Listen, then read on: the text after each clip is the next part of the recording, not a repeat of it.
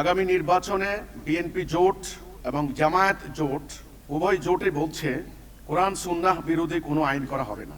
তাহলে দেশের ধর্মপ্রাণ তাওহীদি জনতা কাকে ভোট দেওয়া উচিত? দেখেন, এই প্রশ্নটা যে করেছেন আপনি, এটা আমি বারবার বলেছি। আমরা যেহেতু রাজনৈতিক কর্মকাণ্ডের মধ্যে নাই, কাকে ভোট দেওয়া উচিত অনুচিত এটা জনগণ বুঝবে। এখানে আমার নসিহত করার কিছু নাই। এদেশের জনগণ কি দেখে নাই কাউকে? সবাইকে দেখেছে। এদেশের জনগণের এক্সপেরিয়েন্স আছে সব দল সম্পর্কে। এতদিন ইসলামী দলের নেতারা বলেছেন এক বাক্স নীতি, মানে এক বাক্সে ভোট হবে। জনগণ, ইসলামী জনগণ যারা ইসলামী ভোটার, এইসব হাস্যকর কথা এখন শুনতে হচ্ছে। ইসলামী ভোটার, ইসলামী ব্যাংক, ইসলামী অফিস, এখন হচ্ছে ইসলামী ভোটার। দেখেন আজকে প্রথম আলো কি বলছে, ইসলামপন্থী ভোট 3 বাক্সে বিভক্ত। ওরা বলছে জামায়াত সহ 5টি ইসলামী দল এক মোর্চা, বিএনপির সঙ্গে 3টি ইসলামী দল আরেক মোর্চা, ইসলামী আন্দোলন এককভাবে আরেকটা। 3 বাক্স। এতদিন বললো কি যে এক বাক্স নীতি, সব ভোট এক বাক্সে পড়বে। ধরেন একটা উদাহরণ দিচ্ছি, ছেলে মেয়ে রাজি নাই, ভিতর থেকে রাজি নাই, একজন আরেকজনকে ঘৃণা করে, ভাই চরম ঘৃণা করে। আপনারা জোর করে ধরে দিলেন, কি বিয়ে পড়াই দিলেন। তো এইটা যে কোনো পাগলেও বলবে এই সংসার টিকবে না। পাগলেও বলবে এই সংসার টিকবে না। ভালোবাসা থাকা লাগে না? সংসার করতে হলে কি করা লাগে? একজন আরেকজনের প্রতি বিশ্বাস, আস্থা, সম্মান, ইজ্জত, ভক্তি, এগুলি লাগে। এগুলি সংসার টিকানোর মৌলিক উপাদান। এখন স্বার্থের জন্য জোট করে, স্বার্থের জন্য ঐক্য করে, নির্বাচনী স্বার্থ, কে কয়টা পদ পাবে, কে কয়টা আসন পাবে, জোর করে ইচ্ছার বিরুদ্ধে এক দলের কর্মীরা আরেক দলের নেতা কর্মীদেরকে মানে না।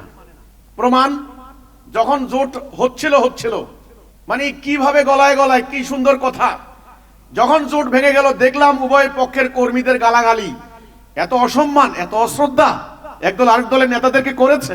আপনার ফেসবুকে কোনো ঢুকা যায় না ভাই, এটা আসলে এদের ভিতরে ছিল। তো ভাই, আল্লাহর সাথে রাজনীতি করেন না আপনারা কেউ।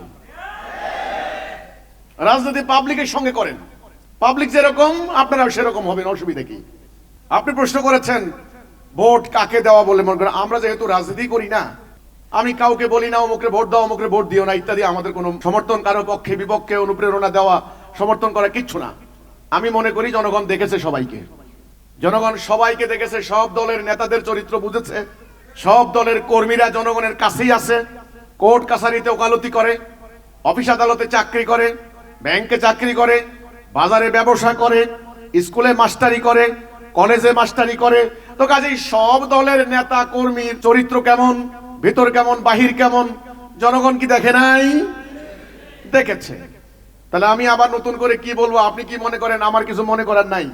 আমি একটাই বলতে চাই, চলমান ব্যবস্থা, বিদ্যমান সিস্টেম, ঔপনিবেশিক যুগের এই ব্যবস্থায় শান্তি পাবেন না। এই ব্যবস্থা যতদিন প্র্যাকটিস করবেন, মান, সম্মান, ইজ্জত কারোই থাকবে না। কারণ এটা মানুষের তৈরি। এটা অলরেডি জোর করে 80 বছর খাওয়ারও চেষ্টা করেছেন, শান্তি পান নাই। আর নতুন করে প্র্যাকটিসের দরকার নাই। আপনি প্রশ্ন করেছেন, আমি উত্তর দিচ্ছি। আমার প্রস্তাব হচ্ছে এই, বরং সিদ্ধান্ত নেওয়ার সময় হয়েছে এই ব্যবস্থা থেকে বেরিয়ে এসে আল্লাহর দেওয়া তাওহীদ ভিত্তিক আমাদের প্রস্তাবিত এই ব্যবস্থা গ্রহণ করুন, ব্যাস। আমি কারো পক্ষে বিপক্ষে কারে ভোট দিতে বলবো? জনগণকে এ পর্যন্ত ভোট দেয় নাই? ভোট দিয়েছে, যে দলকে ভোট দিয়েছে, বাক্স ভরে ভোট দিয়েছে, ওই দল কয়দিন পরে হয়ে গেছে ফ্যাসিস্ট। আন্দোলন চলছে, স্বৈরাচার বিরোধী আন্দোলন। তো আমরা তো এগুলি দেখেছি। ওই সিস্টেমটাই এমন, এখানে কোনো মানুষ ভালো থাকতে পারবে না, এখানে কোনো মানুষ দেশপ্রেমিক হতে পারবে না, এখানে কোনো মানুষ ভদ্র সভ্য থাকতে পারবে না, থাকতে দিবে না আপনাকে। এই জন্য আমি দুঃখিত, আমি কারো পক্ষে বিপক্ষে সাফাই গাইতে রাজি নাই। আমার একটাই কথা, সিস্টেমটাকে পরিবর্তন করার জন্য জনগণকে বুঝান।